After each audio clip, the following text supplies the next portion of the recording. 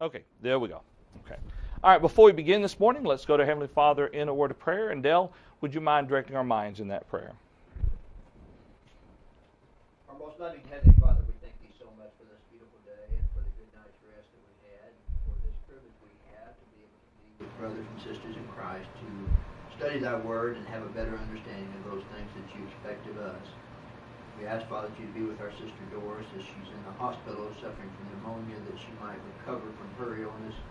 We ask also that You be with Sister Lee Dawson as she is preparing for back surgery, that she might have successful surgery. We ask that You would be with us, that we might always walk and talk in such a manner that others might see Christ in us through our words and our actions, and be with those members of our congregation that have physical ailments, that they might be restored to their health. We ask also, Father, that You be with those of our numbers who have spiritual weakness, that their faith might be strengthened, that truly this congregation might always be sound, that we might grow spiritually, and with that spiritual growth, it would be numerical growth. We ask also, Father, that You be with our brother John this morning as he directs our minds in the study of the book of Esther, that we might have a ready recollection of those things he studied. Be with us, that we might open our hearts to receive the truth, and nothing but the truth. These things we ask in Jesus Christ's holy name. Amen. Amen. All right. The one thing that we could do is maybe consider a solid, healthy study of the Song of Solomon's. I don't know if you can get that done in 3 weeks. You'd get us interested, though. Let's see. Now, if any of y'all get hot, feel free to open that door. Are you hot? I put this on y'all now, but What did you put the thermostat on hold? I'll go check. 73. 73? Yeah. Alrighty, last week we had stepped into chapter 7, and we had discussed all the way down to verse 7 of chapter 7. But let's back up just for a little bit here to verse 1, and we'll read there verses 1 through 7. Alright, let's start reading there, and I'll read this for right now. So the king and Haman went to dine with Queen Esther. And on the second day, at the banquet of wine, the king again said to Esther, "What is your petition, Queen Esther? It shall be granted you. And what is your request? Up to half of the kingdom." He says, "It shall be done." Verse 3, then Queen Esther answered and said, "If I have found favor in your sight, O king, and if it pleases the king, let my life be given me. Let my life be given, me at my petition, and my people at my request. For we have been sold, my people and I, to be destroyed, to be killed, and to be annihilated. Had we been sold as male and female slaves, I would have held my tongue, although the enemy could never compensate for the king's loss." So King Ahasuerus answered and said to Queen Esther, "Who is he, and where is he, who would dare presume in his heart to do such a thing?" And Esther said, "The adversary and enemy is this wicked Haman." So Haman was terrified before the king and queen. So last week what we looked at is Queen Esther making the petition. Now, Haman got his hopes built up in the previous chapter and everything, and at least he was going to be thrown this special banquet, and they began to build the gallows, getting it ready there for Mordecai. So the second request is fulfilled, and here what is her request of the king? Her life. Exactly. To save her life and the life of her people. And so you kind of imagine King Ahasuerus saying, "What are you talking about? And who's dared to do such a thing against the queen and the queen's people?" And so as soon as she pointed out Haman, and we'll talk about this as we go through here, we strongly suspect that the king then began to put the events together. He remembers Haman coming to him and telling him about this very rebellious people that needed to be put down, and "King, give me your authority and we'll see to it, and I'll even pay to have this done effectively." All this is about to come back to the king's mind, and all of it is about to come down upon the head of Haman.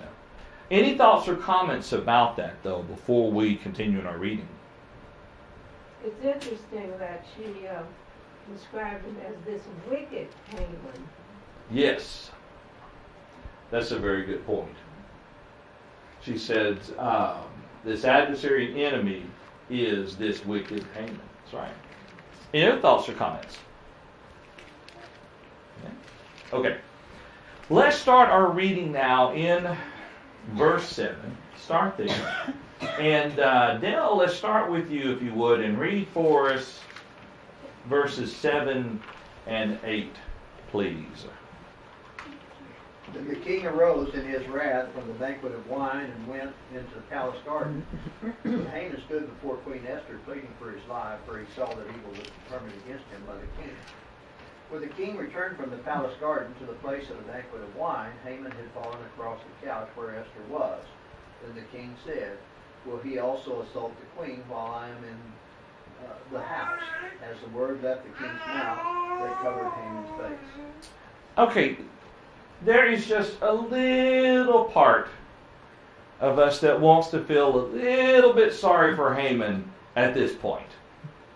But just a little part, okay?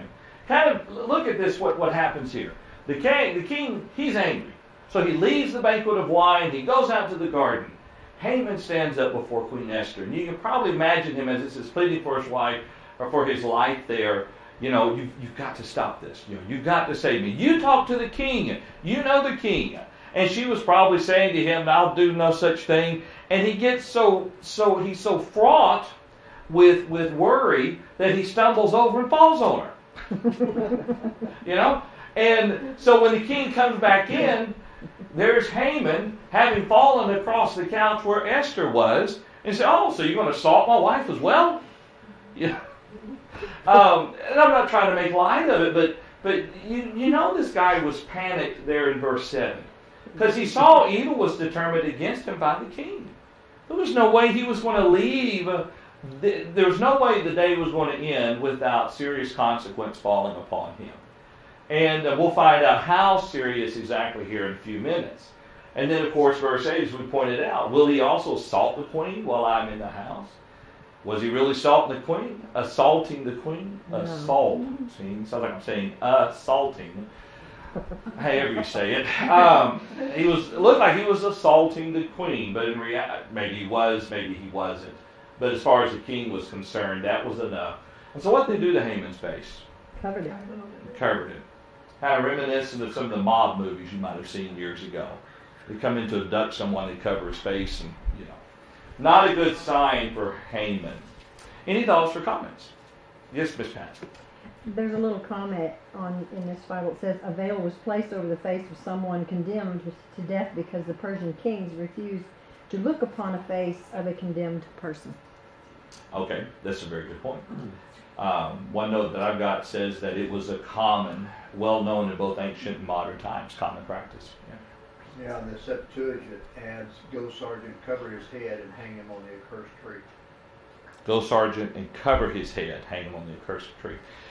Think back in the past of the United States of America. Think about some of the old cowboys and Indian movies you used to watch. What did they do to the people that was going to be strung up on the gallows? They stuck on their head. I always wondered why. Maybe. Well, I always assumed it was for the benefit of the onlookers. Oh, yes. Yeah, so maybe they wouldn't have, frozen in their mind the look on the fellow's face, But here, though, is something a little bit different, though, if that's why we did. But any thoughts about that? Not about that. Huh? Oh, okay. Very silly. I was just thinking this kind of might say something about Haman's character. We understand the idea of being panicked and trying to make a last-ditch effort to save yourself. But at the same time, in the beginning of the story, he's supposed to be one of his greatest princes. He's supposed to be really honored. He could have gone a couple other ways. He could have been resolute in, you Jews need to be wiped off the face of the earth. I will go down fighting. Or he could have been, I messed up. I'm resigned to my fate. Both would have different takes on his character, but this is just floundering. Well, let me tell you and I think that's an excellent point. This shows us a lot about his character. Think about it for a moment. What about Haman resulted in the proclamation against the Jews? What about, if if you could sum up one word about Haman's character that led to the proclamation against the Jews, what would it be? Arrogance. All right. So instead of one word, we get 3 of them. I only gave one word. I did, didn't I? All right, but they're all right in the same category. My first thought was selfish, okay? But what often goes along with selfishness is pride. And what often goes along with pride is arrogance. And what often goes along with arrogance is selfishness. One feeds the other, okay? And so here we have Haman from the outset of this. All he wanted was to be seen like the king. So we see his prideful arrogance. And then when he saw Haman there, or Mordecai, I'm sorry, not giving him what he thought that he was due, selfishness kicked in, and he wanted that eradicated. And anyone like Mordecai, he wanted him gone. So there would be no one who would refuse to bow down before him, hence the pride and arrogance. So, when we jump forward to this event, we see one thing coming to the forefront now. It's all about himself and saving his own life. That's why he's so panicked and frazzled and willing to even either fall on the queen, stumble on the queen, or maybe even attack the queen. He was quite nervous. Yes. Miss Pat. There was a proverb also that went along with this. It says, if a man digs a pit, he will fall into it. If a man rolls a stone, it'll roll back on him. And it was in reference to this. Yeah. His pride and arrogance and stuff. And oddly enough, who do you often see as ditch diggers for a living? Men. No comment. That's why I like digging ditches. I will fall in it at some point. Or Rhonda will push me. Okay. Yes, Rhonda. Psalms 10, starting verse 2 and the following. I really like the ESV verse on this one, but in arrogance the wicked hotly pursue the poor. Let them be caught in their schemes that they have devised. For the wicked boast of their desires of his soul, and the one greedy for gain curses and renounces the Lord. In the pride of his face the wicked does not seek him. All his thoughts are, there is no God. His ways prosper at all times. Your judgments are on high out of his sight. As for all his foes, he puffs at them. You know, Yeah. just the whole thought there. Mm-hmm. And this is any time anyone becomes arrogant in any part of their life, they're setting themselves up. They're setting up a trap for themselves. It's a scheme. Mm-hmm. And it's a way of renouncing the Lord just in your demeanor, because you have none of us have a right to ever be arrogant in any part of our life, because without God we are nothing. That's true. That's true. That's a very good observation. Any other thoughts? Just Hebrews 12:15, but we won't read it. I mean, I'm not going to read it. It's perfect when it goes along with this too. See to it that no one fails, and this is ESV. He says, see to it that no one fails to obtain the grace of God, or looking carefully lest anyone fall short of the grace of God, lest any root of bitterness springing up causes trouble, and by this become defilement. A connection here could be very well made with that. Selfishness could lead to that root of bitterness. Arrogance and pride could lead to the falling short of grace and that root of bitterness developing there. Yeah. All right, good comments, good points. Anything else? And then all these two, we thinking of ourselves more higher than we often have scriptures against that. That's true. That's true. I think Romans chapter 12, 9 through 21, I think the idea not to think of ourselves more highly than we ought to think. That's right. That does lead to problems. I think Haman did, because in his mind he had exalted himself up just below the king. Yes. But in his mind he thought he would be something to that nature. Well, there are personality types, I say personality types, that would almost suggest that they can't help it, but they can. But it's the type that wants to be up on stage, wants to be in the limelight, wants, and I'm not describing preachers, although I guess some could fit that bill. But anyway, someone who, in their mindset, they can do nothing wrong. They've got it all figured out. They're right on everything, and everyone else must be wrong if you differ with them.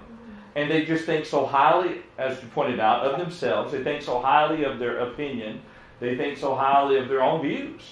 And that's, again, another Haman-esque attitude. How about that? Haman-esque.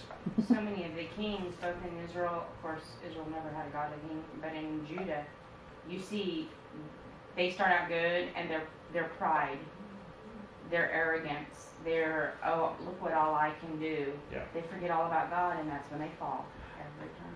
And they led the people that way. Yeah. The greatest example I see in contrast would be in the reign of King Saul. Yeah. Assuming him hiding when they went to anoint him as king was due to a measure of humility, and then you contrast that with him going ahead when Samuel was delayed and offering the sacrifice in place of Samuel before going into battle, you see a stark contrast. Very. Yeah. What did they say? Power Corrupts. Power corrupts. Absolute problem. An absolute power corrupts absolute, or something like that. Okay. All right. Well, let's jump back now to our study, back to Esther. And let's start now in verse 9. And let's see, Sister Stewart, would you mind reading for us, beginning there in verse 9, and let's read verses 9 and 10, please.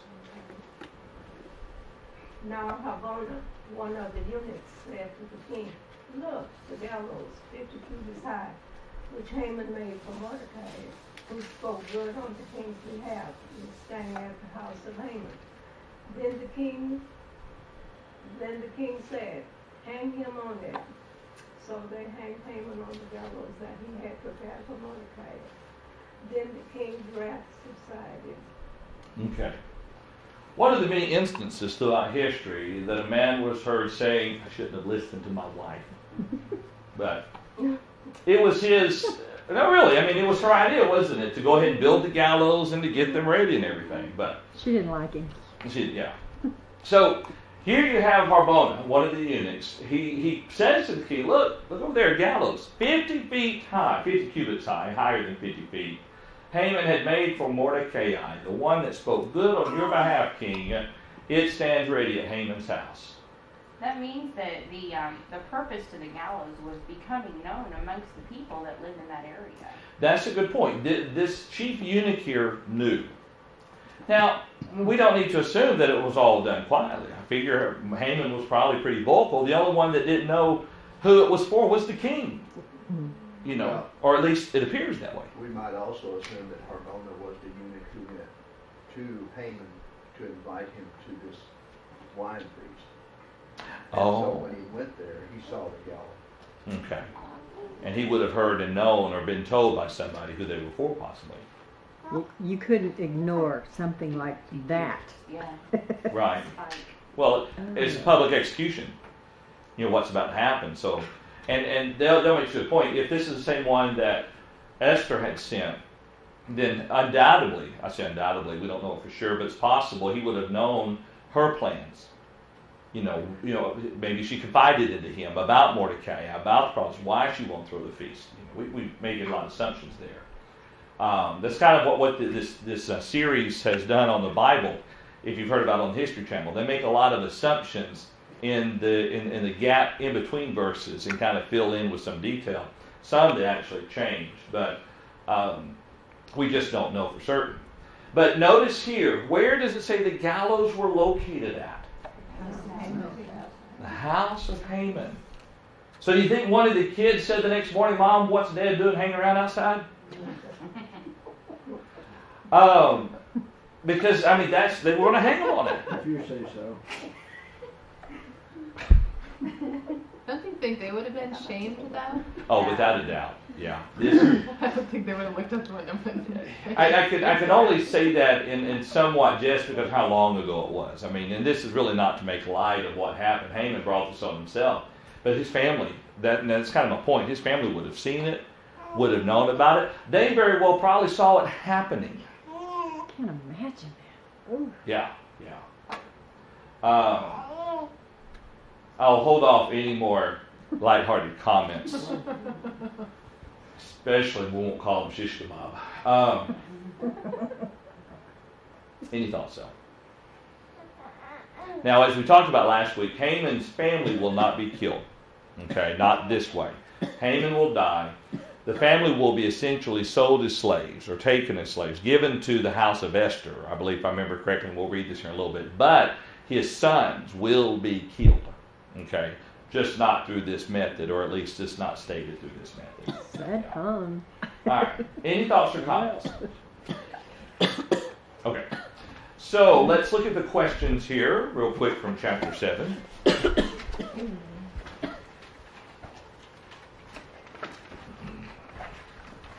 Not many of them there for us to look at, so this is a very, very short passage there, chapter. But on the second day of the banquet of wine, what request did Queen Esther make of King Ahasuerus? Exactly. Save me and my people. Notice, yes, right. Notice it says, "Let my life be given me at my petition, and my people at my request." And then she proceeds there. Number 2, after hearing the explanation behind Esther's request, what question did the king ask Esther? Yeah, who? Did you call him a barman? It's from Dale's translation. All right. Yeah, who is he and where is he? That's right.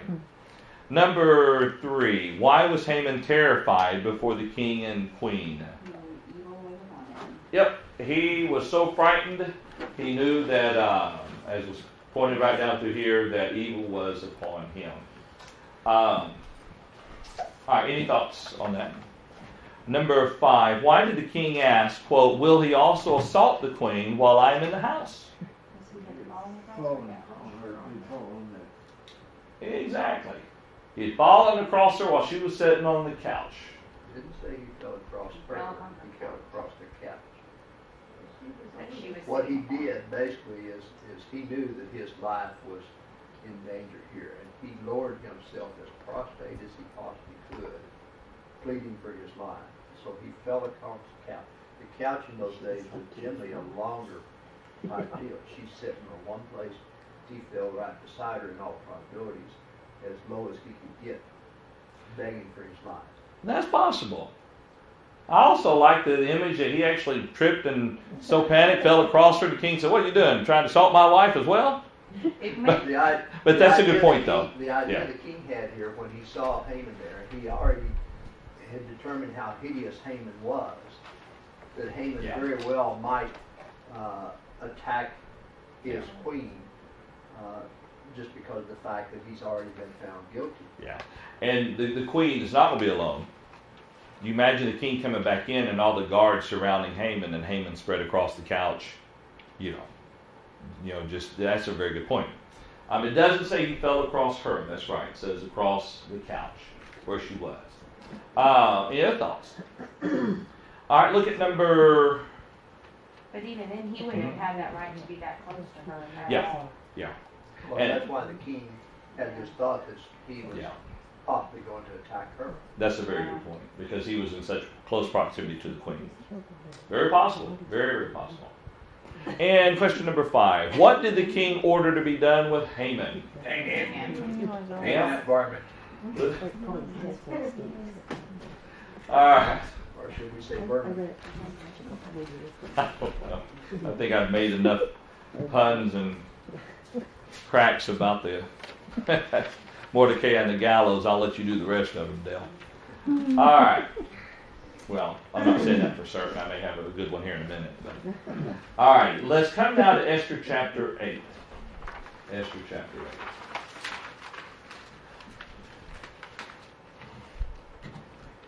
I wonder, I'm trying to think how far they got in that movie on Sunday night.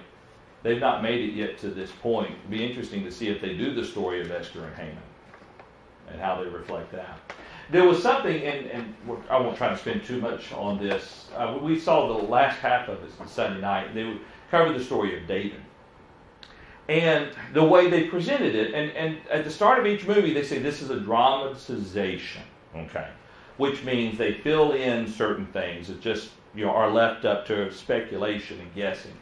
But they had a battle scene where David was fighting, and there's one of his fellow soldiers about to get killed, and he hollers at him very slowly, "Uriah." And Uriah turns around and kills the guy, and his life is saved. As soon as he said that, I think I may have said to Rhonda, they're setting up for the Bathsheba story now. And the way they kind of told the story, it suggested that David and Uriah knew each other. And David even knew who Bathsheba was. That there was some talk, casual talk between the two of them. And then he was coming out of his roof or out of one of his rooms, and she was down in like a barrel bathing. And then he called for her to come up to him.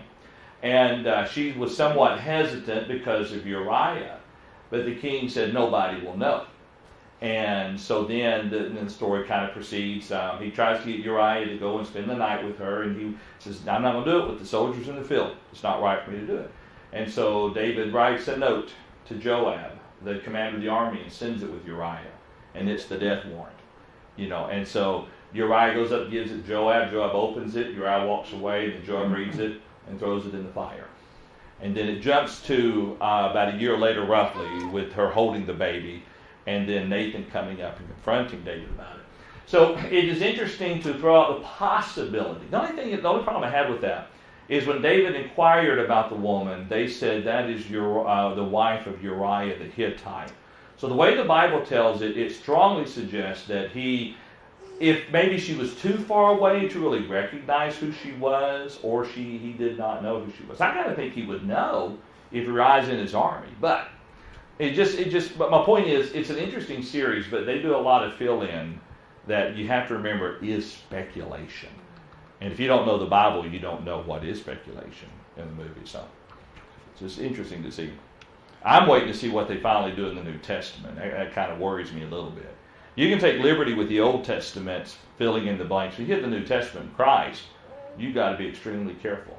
Although, I'll get off this real quick here. Remember when the three men went to Abraham about Sodom? Okay. One of them, because if you look at the beginning of it, they show a brief view of the whole series, and they show the guy playing Jesus, okay? Mm-hmm. And the one person who stayed behind to talk to David, you never saw his face. I'm sorry, Abraham. You never saw his face, but from the backside, his hair looked like and sounded like the actor that was playing Jesus. Well, some people believe that person who talked to Abraham, the angel of the Lord, would have been Jesus prior to his coming to the earth. So I thought that was interesting. I mean, they didn't say who it was, but the voice of these direct conversations that God has, some of them sound like, that actor. So I'm interested to see what they're going to do with that. So, but anyway. Well, I found it very interesting to hear yesterday that this is the most watched movie on the cable ever. It took the sweeps as far as the ratings and everything like that, which tells you people are interested. Isn't that nice to know? Yeah, and at least it's clean. And I never thought about all the battles. You read about all these battles in the Bible and everything, and they weren't nice and clean. No. And when the scene where they went and they where Saul had the priest executed, I turned and looked away because when they slit priests' throats, because I never even thought about that. Yeah. Because in your mind you read through it and you know the battles were there, but for some reason in my mind they were nice and clean battles. Well, that's why kids see it. Yeah. I mean, you don't go in and tell kids because they're kids, and as adults. But I think therein lies the problem. Yeah. I think that's why this series is so popular. It's because of all the Bible stories that have gone public to this level, the Bible movies, I should say. This one, I think, has been the most graphic in the violence department. I mean, think of all the Hollywood movies they've done. I mean, they've always been graphic in the last couple of years. So let's apply this detail to the battle scenes and everything. That may be why people are liking it or find it interesting, is because it puts more of a realism to the Bible stories than you would ever possibly imagine. And that's the flip side of the coin. I don't know if that's a good thing. I mean, we know that it was graphic. We weren't there. We weren't supposed to have been there. Okay? It's not the only to me, the one graphic incident that might burn home within our minds the cost that was paid for us if we could see the actual crucifixion of Christ on the cross. all the pain and all the suffering. But even then, it's not necessary to see to believe how graphic it was. So I think it's a kind of a double-edged sword with that. That's why it's so popular, in my opinion. It is well told. It's the way they've told it is a well-told story, but with a lot of fill-ins and some alterations. And Noah's daughter, I've come to the conclusion, Noah's daughter-in-law was very young. If you saw the opening of it, Noah's telling the story of creation to some young girl. And I thought, well, where did the granddaughter come from? And it wasn't his daughter, because he didn't have any. Ryan said, well, maybe it's just a young wife. Yeah, a young daughter-in-law, I'm sorry, yeah. Okay. All right, enough being said about that. Let's start with verse 8. And I haven't mentioned this for anyone that might be watching this at home. Feel free to sign in, click guest on the chat room, and you can put any questions and comments you have, and we'll be more than happy to bring them up here on the screen. All right, let's start reading there. Any other final thoughts? You got one, Dale? Okay. Dale oftentimes will have a look when he has a thought. And Dale, I'm sorry. A thought. You're blank. The only thought I had is, what does all that Bible story have to do with Esther here? Filling in the details not stated. Yes. Filling in details not stated. Yes, Gene? I have a thought. I saw that on your face. Please remember that every movie made is developed to attract the largest possible paying customer. What they do And is they if we're embellish. not satisfied with the Scripture's account, then we're looking for more than we're going to get. That's right. That's exactly right. There was... And for that standpoint, I think those movies are a harm, because people watch them that have no knowledge of the Scriptures at all, nor do they care. Yeah. And I wouldn't turn it on, personally. Yeah. There was a series of movies done by TNT about 15 years ago that they did a pretty good job. The violence level was down as far as the graphic violence, but as far as following the storyline, did a lot better than I think this one did. But yeah, it's a good point. All right, let's see. Starting in Esther chapter 8, verse 1, let's begin reading there, Miss Wilma, and if you would, read for us verses 1 and 2, please. On that day, Esther gave Queen Esther the house of Haman, the enemy of the Jews, and Mordecai came before the king, for Esther had told him how he was related to her.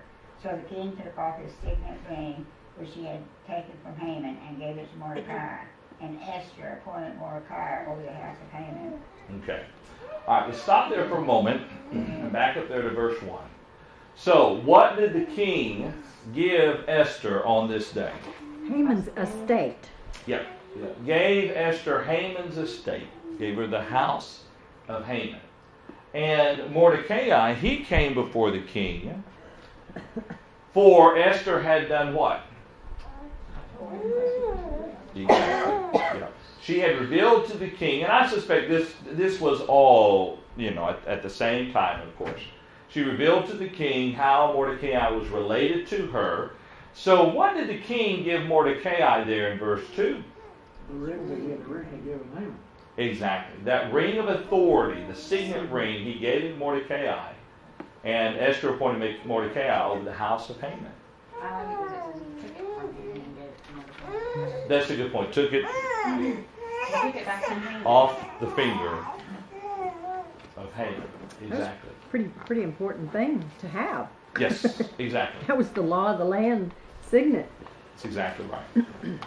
All right, any other thoughts? All right, let's see. Let's start there. Miss Marceline, would you mind reading for us verses 3 and 4, please? Now Esther spoke again to the king, fell down to his feet, at his feet, and implored him with tears of counteract the evil of Haman the Agagite, and the scheme which he had devised against the Jews. And the king held out the golden scepter toward Esther. And Esther rose and stood before the king. Aminadago. That's good there for the moment. Rhonda, let's pick up there in verse 5, and let's do 5 and 6. And said, If it please the king, and if I have found favor in his sight, and the thing seems right to the king, and I am pleasing in his eyes, let it be written to revoke the letter devised by Haman, the son of Hammedatha the Agite, which he wrote to annihilate the Jews who are in all of the king's providences. For how can I endure to see the evil that will come to my people? Or how can I endure to see the destruction of my countrymen? Okay. Let's back up there to verse 3. So Esther, she comes up here to the king, and she falls down at his feet, and she asks him to do what? Yeah, she's asking him now, we've got to counteract the evil of Haman the Agite, the scheme which he had devised against the Jews. All right, so here was the problem. You had situations to where you had this evil decree that had been put forth. She's pleading with the king to let's undo this, let's counteract, as verse 3 says. So the king held out the scepter towards Esther, and she arose and came before the king. And she makes this request to him there beginning there in verse 5. But notice what it was specifically. Let it be written to revoke the letters devised by Haman, which wrote to annihilate the Jews who are in all the king's provinces. All right, so this is what she's going for. But she says then in verse 6, For how can I endure to see the evil that will come to my people? Or how can I endure to see the destruction of my countrymen? So that's her request. But what we've got to see now is how the king responds to this. Any thoughts or comments? All right, let's pick up there with verse 7. And Miss Betty, would you like to read this morning? Yes. Let's read there beginning in verse 7, and we'll let you read here in a little bit, little one. Read verses 7 and 8, please. Then King Asher said to Queen Esther and Mordecai, the Jew, Indeed, I have given Esther the house of Haman, and they have hanged him on the gallows because he tried to lay his hands on the Jews. You yourselves write a decree concerning the Jews as you please in the king's name and seal it with the king's signet ring. For whatever is written in the king's name and sealed with the king's signet ring, no one can revoke. Okay. Now, let's back up for just a moment. And when this decree was originally put together, how far broad was this decree spread? 127 provinces. Yeah, out of all 127? Yeah, 127 provinces heard this decree. Now, in our day and time, you could send out something right now and get it all over the world. Okay. Something I didn't realize one time, but just shows the current state of technology. We were using a doctor one time, and somehow or another, the transcription service came up, and he used a service that was based in India for the medical transcription. The reason being is that when the doctors and the nurses and the local transcriptionists would be going to bed, they would be awake in India working. So they would take their digital recording, send it through the internet, they would receive it, transcribe it, send it back. The doctor wakes up in the morning, everything he recorded is in words the next day for him. Now, they didn't have anything like this. I mean, sure, they can make the decree reversing it, but the problem is of how long it would take to go throughout the land. And it's not going to be enough for them to say, okay, let's write a decree that says nobody can kill the Jews. Because there are going to be people who are going to seize this opportunity, and even though it's going to be revoked, they're going to still follow through with it. So they're going to give a little bit different decree, as we'll look at that here in just a moment. Any thoughts so far as we look at this here? Ms. Phyllis. I thought it said that when it's sealed with the ring, it can't be revoked. She asked for it to be revoked, and it can't be revoked because when the Persian kings make a decree, it can't be undone. Right. The She best asked you for can do something is to counteract it. counter. But you can't actually, if you look at the wording, it's revoked. And he actually said, when I stamp this, it cannot be revoked. So the best we can do is come up with a counter punch where, okay, if you do that, you get clobbered, so they won't do it. Well, see, this is what that's a good point. Verse 8 makes us out. He says, you write a decree now concerning the Jews. And so you've got to be crafty in what you write, because ultimately it's got to, you're right, it's got to counteract, is the word that New King James used earlier. It's got to counteract that decree. It would be like, and I'm not very good with coming up with laws and everything, but it would be as if someone wrote a law, okay, and someone else, not being able to revoke the law, wrote a law that would kind of counteract that. And I have no examples coming to mind right now. So, but anyway, that's what we're about to look at here. You know, they can't really do away with it, but they can do something that would be stronger than that. We'll see here what that is. In general, we have the law, you can't kill in the United States of America, but yet we have the law, if they come in to harm us in our home, we can kill them. That's a very good point. And so it's kind of, that was what they were needing. They were needing the right to protect themselves. To counteract what the law said. The law said kill all Jews. Well, now they're going to give the Jews the right to protect themselves. Well, that's the kind of the way we are in the United States. We can't just go kill because we're mad at somebody, but if they come in our house to do us harm, we have the right to protect ourselves. And if we take their life, we're not going to be held as being a murderer. That's a good point. We kind of view that as an exception. Yeah. You know, the law writes that in. That law. Jeez. I don't think, for the description down in verse 11, I don't think this was just self-defense.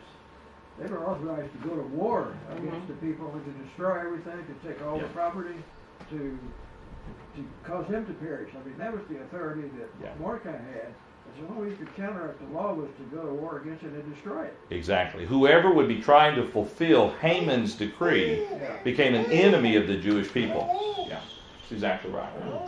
All right, any other thoughts or comments? Let's see. Let me get back to where we were there. And then, let's see, we haven't read verse 9 yet. Okay, let's start then with verse 9. And, Terry, you feel? Sure. Kind of sound like to be on a ship there for a minute. Read verses 9 and 10, if you would, please. So the king's scribes were called at that time in the 3rd month, which is the month of Sivan, on the 23rd day, and it was written according to all that Mordecai commanded to the Jews, the satraps, the governors, and the princes of the provinces from India to Ethiopia, 127 provinces in all, to every province in its own script, to every people in their own language, and to the Jews in their own script and language. And he wrote in the name of King Ahasuerus, sealed it with the king's signet ring, and sent letters by couriers on horseback, riding on royal horses bred from swift steeds. Okay. So back up here to verse 9. There we go. So he calls the king's scribes together there, and in 3rd month, in the month of Sivan, on the 23rd day, everything that Mordecai commanded to the Jews, the satraps, the governors, princes, and the princes from India to Ethiopia, as we pointed out a while ago, 127 provinces, to send this decree that he was writing in, and notice, to every people in their own language, and to the Jews in their own script and language. The same way that Haman sent out his decree, it's the same way that Mordecai is doing it. This is a normal, and you think about it, this would be the normal process of getting the king's decree out. Unlikely something special. This is probably what they did every single time. You know, it would be whatever mannerism, whatever manner was required to get it out there, this is what they followed. Okay, right. You know, what's interesting is this decree of Haman had been going on for 3 months. Because it started, back in chapter 3, verse 7, it's the 1st month when he comes up with this idea, in the month of Nisan, in the 12th year of King Ahasuerus, that they did all this, and then they decided that the end of it would be the 12th month, in the month of Adar. So it's been going on for 3 months. So it took 3 months for them to come, in a sense, of them living under this threat for Esther. That's a good point. You know, Esther arises to the occasion. You know, who knows? But what if you were put here for such a time as this? and and now we're into the third month of it. So something that I'm not recalling freshly on my mind. If we're looking at 3 months, from the first month or at least to the third month, okay, this thing was already in process. You wonder how many Jews had already been killed. Well, they couldn't kill them until the 12th month. Okay, that's what I was not recalling correctly. Is that over in chapter 3, wasn't it? Yes. Okay. Starting about verse 7-ish. I'm going to turn back and double check that before I say anything. In the first month, which is the month of Nisan, the 12th year of King Ahasuerus. All right, before Haman. All right. Haman said to King Ahasuerus, there are certain people scattered, therefore it's not fitting. The king took out the talents, verse 10 there, so he took the signet ring. King's scribes were called, etc. The same thing we're reading here. Now, to annihilate all the Jews, both young and old, in one day, on the 13th day, thank you, of the 12th month, which is the month of Adar, and to plunder their possessions. All right, excellent observation. This was to start 12 months later, on a very specific day, and apparently it was to last for one day. At least this way it reads. In one day, on the 13th day of the 12th month, which is the month of Adar, to plunder their possessions. Okay, so took 3 months to get to this point, and she's stopping this thing short before it actually takes place there.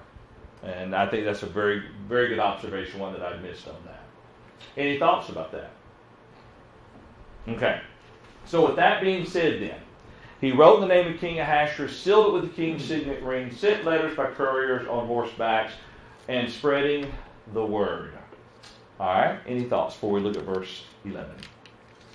Gene, if you would, sir, let's read there in verse 11, and let's read down to verse 14, please.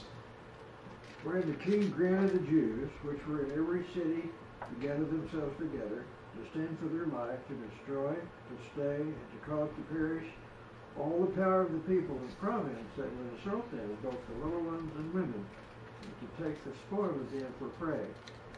Upon one day, in all the provinces of King Ahasuerus, namely upon the 13th day of the 12th month, which is the month Adar, the copy of the writing for a commandment to be given in every province was published unto all the people, and that the Jews should be ready against the day to avenge themselves on their enemies. So the post that rode upon mules and camels went out, being hastened and pressed on by the king's commandment, and a decree was given at Shushan the palace.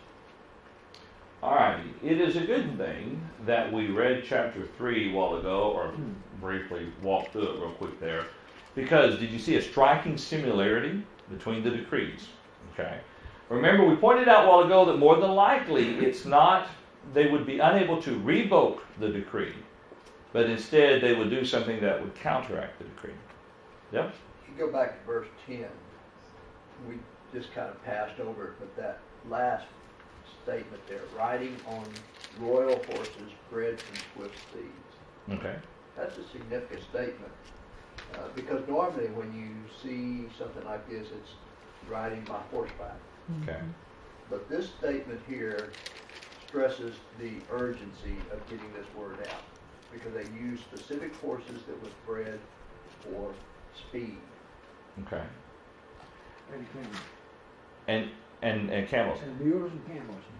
But not, and I agree with that, but not only urgency, what else would come to mind when you would see the royal horses walking through with this decree? The authority of the king.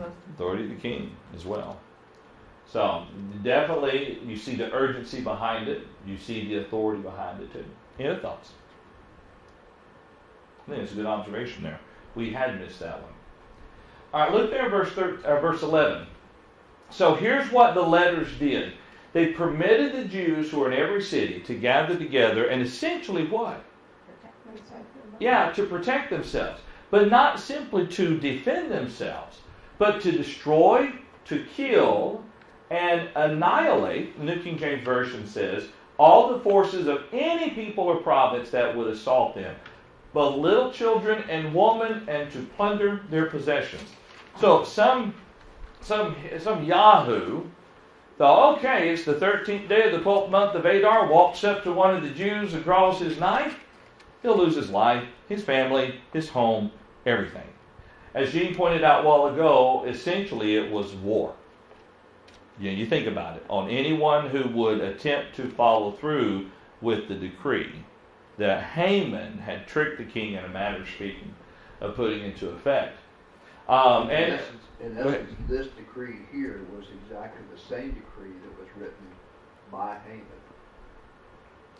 Exactly. Just modified in such a way to allow the Jews to defend. Well, it wasn't modified. It was basically a new decree, but it was written for the Jews. Yeah. Whereas Haman's decree was written for non-Jews. Right. That's The right. thing was, is this decree would go to all people, so that would not, so that any of the Persian people or any of the other people, that they would be aware, if I try to use Haman's decree, they have the right to annihilate me, kill me, you know. Exactly. See, So before they were aware. couldn't. Right. You think about it, before this takes place right here, before this decree was sent out, they could have gone and killed all the Jews, and there had been no legal repercussions because of it. And weren't they allowed to take their plunderings? They were allowed to take everything of theirs without legal repercussions. Now, though, it's a whole new ballgame. They can take their whole lives if they come to attack them. Any thoughts? Yes, Ms. Phyllis. It kind of feels like we're saying the first decree allowed people to do this if they took it into their heads. But when you kind of look at it in 13, it seems like it's the king telling people, get rid of these Jews. And then to turn around and say, oh, and by the way, now the Jews are going to have war with you. Everybody's going to step back and say, oh, I think this cancels out. That is a good point. The first decree wasn't you have the option of. Haman's decree was to destroy the Jews, and he would pay to see it done. So that's a very good point. It wasn't an option. This was what they were to do to fulfill the king's decree. But this one says, if you do, you got a war on your hands. And their God, although it doesn't say this, we know God would be with them and would give them the victory. And notice that, as Dale pointed out, in this being the same decree written for the benefit of the Jews, it identifies the one day, on 13th day of the 12th month of Adar. All right. Any thoughts or comments? The decree was sent out throughout the whole land. The Jews would be ready on that day to avenge themselves of their enemies. The couriers rode throughout the horses. They hastened and pressed on by the king's command. Going back to what Dale pointed out, the urgency seen there. And the decree was issued in Shushan, the citadel. Okay. All right, any thoughts? Read the last sentence of verse 17. Verse 17? Mm-hmm. Okay, we haven't got there, but we can do that. Then many of the people of the land became Jews because fear of the Jews fell upon them. Yeah. That's a very good point. Someone says, what's going to be the result of all this? People are going to fear the Jews and want to join that group as well. All righty. Yes, ma'am. What brought to my mind of what a beautiful woman, what effect she can have on people. That's true. That king. Yep. That's true. Even after having been his bride, his queen, for the period of time, he still was willing to come to her defense, to give her what she wanted. Yeah, that's a good point. Again, he promised that once before. He did. That's true. Even to the half of his kingdom, and so he made the same promise again. Yeah. And we see here the providence of God. Her being the type of person or the demeanor with which to easily influence or genuinely influence the decree of the king. All right, any thoughts? All right, we just passed the hour of 11, so let's plan next Tuesday morning. We'll start with verse 15. I don't want to rush through the last portion here. Let's start with verse 15, and then we will continue on into chapter 9 after doing the questions for chapter 8. So 8 verse 15 next Tuesday morning. Any thoughts or comments? Did we overlook anyone? Okay. All right, let's go ahead and be dismissed in word of prayer. And Brother Gene, would you mind directing our minds in that prayer? Our Heavenly Father, we pray thy blessings on us as we learn from thy word. And we learn to trust thee and obey thee in all things. I pray that thou would forgive our sins and dismiss us now in thy care. In Jesus' name. Amen. Amen.